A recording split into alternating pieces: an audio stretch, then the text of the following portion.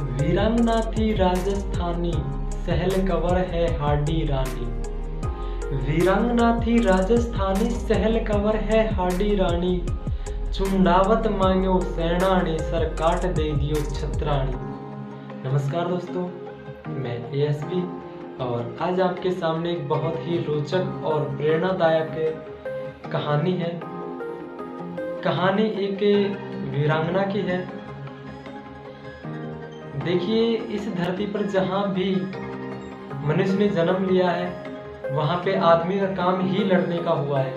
यानी हर जगह पर आपको कोई ना कोई वीर मिल जाएगा। केवल राजस्थान ही एक ऐसी धरती है जहाँ पर आदमी तो वीर हुए हैं ही, लेकिन महिलाएं भी पीछे नहीं रही, वो भी वीरांगनाएं कहलाई है। और एक दो नहीं, बहुत सारी हमारे राजस्थान में वीरांगना महिलाएं हैं। उन्हीं में से एक मैं छोटी सी कहानी हाडी रानी सहल कंवर की लेकर आया हूँ आपके सामने।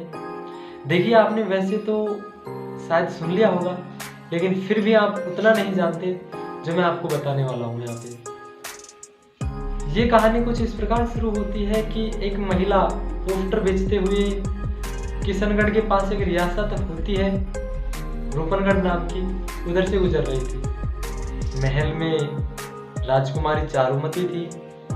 जब उनको पता लगा कि कोई महिला पोस्टर बेच रही है, पंपलेट के लिए आवाज़ लगा रही है, तो उन्हें उस महिला को बुलाया और उनसे बहुत सारे पंपलेट लिए, पोस्टर लिए, भगवान श्री राम के और भी जो प्रसिद्ध राजा महाराजा थे हमारे राजस्थान के, वीर जो सम्राट थे, उनके लिए। तभी महिला बोली कि आपने इतने पोस्टर ले लिए, आपको मैं एक पोस्टर और दिखाती हूँ, आप वो भी ले लीजिए।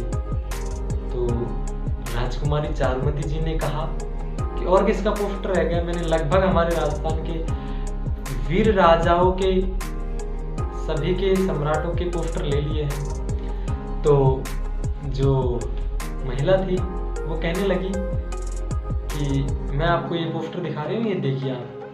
वो पोस्टर, बड़ा सा पोस्टर निकाला उसने और चारुमती जी देखने लगी। जब राजकुमारी ने महिला से पूछा कि ये कौन है, इसे मैं नहीं जानती, तो महिला ने कहा कि क्या राजकुमारी, आप इनको नहीं जानती?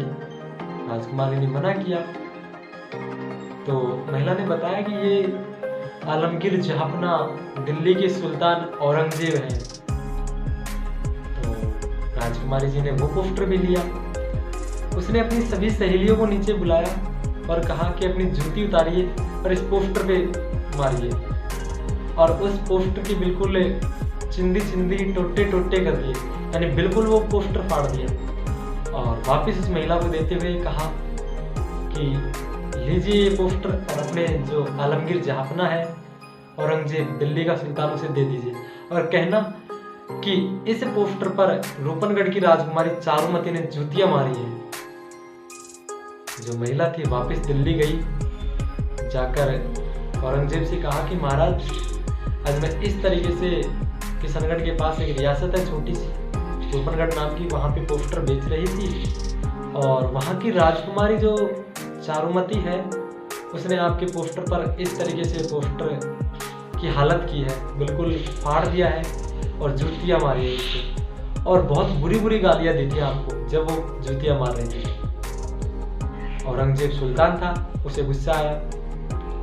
और देखिए, कहानी को रोचक बनाने के लिए मैं कुछ ऐसे शब्दों का प्रयोग कर रहा हूँ जो आपको थोड़े से रोमांचित करेंगे। तुरंत औरंगजेब ने जो रूपनगढ़ रियासत थी वहाँ के लैंडलाइन नंबर पर कॉल मिलाया और कहा कि आपकी राजकुमारी ने मेरे साथ इस तरीके से बिहेव किया है, मेरा पोस्टर फाड़ा है, मैं उससे विवाह करना चाहता हूँ और मैं उसे लेकर जाऊंगा। तो वहाँ के राजा ने कहा कि महाराज, सुल्तान, आप जब भी आओ उससे कुछ समय पहले हमें सूचित कर दीजिएगा, ताकि हम आपकी व्यवस्था कर सकें। आपकी इतनी सेना आएगी, आप आओगे तो आपके लिए भोजन पानी की व्यवस्था, हलवाई वगैरह कर लेंगे हम। जब निश्चित हुआ, यह बात राजकुमारी चारुमती को पता लगी, तो राजकुमारी ने अपने पिता और भाई से कहा कि मैं औरंगजेब के साथ शादी नहीं करूंगी।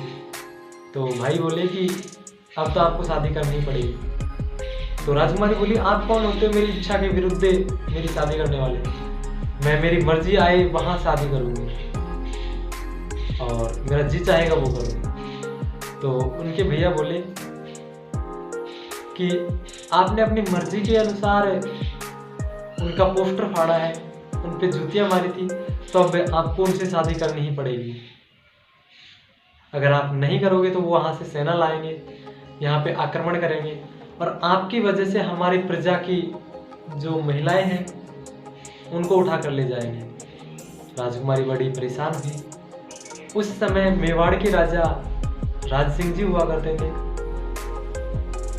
जो कि एक ऐलान करवा रखा था कि कोई भी मुस्लिम शासक किसी भी हिंदू राजकुमारी से जबरदस्ती विवाह करे तो मुझे सूचित किया जाए, मैं उनकी रक्षा करूंगा। ये बात जब राजकुमारी चारुमती को पता चली तो उन्होंने तुरंत कहीं से उनकी इंस्टा आईडी से निकाली और उन्हें मैसेज किया कि मुझे इस तरीके से औरंगजेब शादी करके ले जाना चाहता है, मैं उनसे शादी नहीं करना चाहती, आपसे शादी करना चाहती हूँ। और जिस तरीके से भगवान श्री कृष्ण रुक्मणी को उठाकर लाए थे, उसी तरीके से आप भी मुझे औरंगजेब से शादी करने से पहले यहाँ से उठाकर ले जाइए, मुझे आप अपने चरणों की दासी बना लीजिए। राजकुमार जो राजा था राज सिंह जी, उन्होंने जब ये मैसेज देखा तो सबसे, क्योंकि जब उन्होंने ये ऐलान करवाया तो ऐसे बहुत सारे मैसेज आ रखे थे, उन्होंने चेक किया ढंग से, उन्होंने वो डीपी चेक की जो इंस्टा प्रोफाइल थी, देखा तो वो राजकुमारी बहुत सुंदर थी। अगले ही दिन उन्होंने अपनी सभा बिठाई और कहा कि इस तरीके से मुझे कोई अबला नारी पुकार रही है। तो मंत्री मन ही मन सोचने लगे कि महाराज, आपको कुछ दिनों से प्रत्येक तीसरी महिला अबला नारी नहीं लगने लगी है, आप हर किसी के वहां पे चले जाते हो। तो मंत्रियों ने फिर मन को थोड़ा संयम देते हुए कहा कि महाराज अब आगे क्या किया जाए, बताओ आप। राज सिंह जी ने कहा कि हमें युद्ध करना पड़ेगा और मैं रूपनगढ़ की राजकुमारी चारुमती से विवाह करने जाऊंगा, तुम्हें औरंगजेब की सेना को अजमेर में ही रोकना है, अजमेर की जो घाटी है वहीं पे रोकना होगा। कुछ इसी तरीके से निश्चित हुआ। विवाह का दिन नजदीक आया, राज सिंह जी विवाह के लिए रूपनगढ़ पहुंचे, उनकी सेना औरंगजेब को रोकने के लिए जा रही थी। तो आप जानते हैं कि औरंगजेब से लड़ने के लिए जो मेवाड़ की सेना जाएगी, उसमें जो आगे वाला हिस्सा था वहाँ पे एक अधिकार मिला हुआ था कि जो सलूम्बर के सामंत थे वो आगे वाले हिस्से में रहेंगे, यानी वही सबसे पहले युद्ध लड़ेंगे। तो वहाँ मेवाड़ से ऑर्डर आया। सलूम्बर के सामंत, उस वक्त सलूम्बर का सामंत था रतन सिंह चुंडावत, उनकी भी उसी दिन शादी हुई थी जिस दिन शाम को वो मैसेज आया। तो रतन सिंह जी ने मना किया कि भाई मेरी आज ही शादी हुई है और मैं ऐसे कैसे जा सकता हूँ कहीं युद्ध लड़ने। भाई जो राज सिंह जी है, महाराज है, राजा है, उनकी तो कितनी शादी हो चुकी है, मेरी एक शादी हुई है और मैं अपनी पत्नी के साथ भी नहीं रह सकता क्या? यह बात जब हाडी रानी सहल कंवर को पता चली तो उन्होंने रतन सिंह जी को समझाया कि आपको ऐसा नहीं करना है, आपको युद्ध लड़ने जाना चाहिए। आपके बड़े पुरखों की वजह से आपको युद्ध लड़ने में सबसे आगे रहने का मौका मिलता है। अगर आज आप महाराज का आदेश का पालन नहीं करेंगे, आज आप युद्ध लड़ने नहीं जाएंगे, तो यह अधिकार हमसे छीन लिया जाएगा, ये राइट हमसे छीन लिया जाएगा और हमारी जो पोते पड़पोते होंगे वो सोचेंगे कि कोई हमारा दादा परदादा बिल्कुल निकम्मा निकला था, निकृष्ट था, जिसने हमारा यह अधिकार छीनवा दिया, नहीं हम हमेशा आगे हरावल में रहेंगे। तो रतन सिंह जी की इच्छा हुई, वो युद्ध लड़ने के लिए जाने की सोचने लगे। उनकी इतनी ज़्यादा इच्छा तो नहीं थी, लेकिन फिर भी रानी के कहने पर जो शादी करके आए थे उनकी बात माननी पड़ी और वो तैयार हो गए। अगले दिन युद्ध लड़ने जाना था, घोड़े वोड़े तैयार किए, सारी सेना लेकर वो जाने ही लगे थे कि रानी के महल से गुजरे पास से, तो उन्होंने देखा कि जो रानी है वो झरोकों से खिड़की से देख रही थी। तो रतन सिंह जी ने अपना घोड़ा रोका और अपने पास खड़े सोल्जर सैनिक से कहा कि रानी के पास जाइए आप और कोई निशानी ले आइए, ताकि रास्ते में जब भी याद आए तो मैं उसे देख लूं और अपनी रानी को याद कर लूं। सैनिक वहां पे गया, रानी के पास पहुंचा और रानी से कहा कि महारानी साहिबा, महाराज ने जो सामंत है रतन सिंह जी चुंडावर, उन्होंने कोई निशानी मांगी है, सेनानी मांगी है। सेनानी को हिंदी में निशानी बोलते हैं, तो सेनानी मांगी है। जिस तरीके से कहा था उन्होंने, तो रानी को लगा, सहलका और हाडी रानी को ये लगा कि जब ये युद्ध लड़ने के जाने से पहले इतना सोच रहे हैं, क्या पता कि युद्ध लड़ने जाएं और बीच में ही ये आ जाए। मैं उस रानी की भतीजी हूं जिसने अपने पति को युद्ध से हारकर लौटने पर किले के दरवाजे बंद कर दिए, पति मानना स्वीकार करने से इनकार कर दिया कि ये मेरा पति नहीं है। मैं उनकी भतीजी हूँ।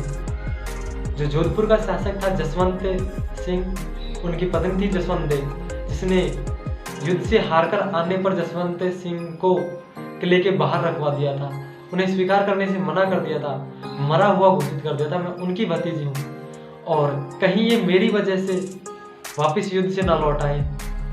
ऐसी सुंदरता किस काम की जो अपने पति को युद्ध लड़ने से रोके। और जिस तरीके से माँ सीता थी, उन्होंने अपनी कंगन दिए थे राम जी के लिए जब हनुमान लेने गया था अशोक वाटिका में, तो हाडी रानी सहलकवर ने अपना सर काट के दे दिया। जैसे ही सैनिक सर लेकर आया तो देखकर रतन सिंह जी चौंके। उनको लगा कि रानी कोई अपनी अंगूठी, कंगन, चूड़ियाँ दे देंगी मुझे, ताकि मैं देखकर उनकी याद आए तो वो हो जाऊंगा। लेकिन जैसे ही सर देखा तो थोड़े से चौंके और फिर उस सर के जो बाल थे उनको अपने गले में बांधा और युद्ध लड़ने गए। और इतना खतरनाक युद्ध लड़ा उन्होंने कि जो औरंगजेब की सेना थी उसे अजमेर की घाटी से 1 इंच आगे नहीं आने दिया और वहीं से वापस लौटना पड़ा औरंगजेब की सेना। राज सिंह जी की शादी हुई चारुमती के साथ।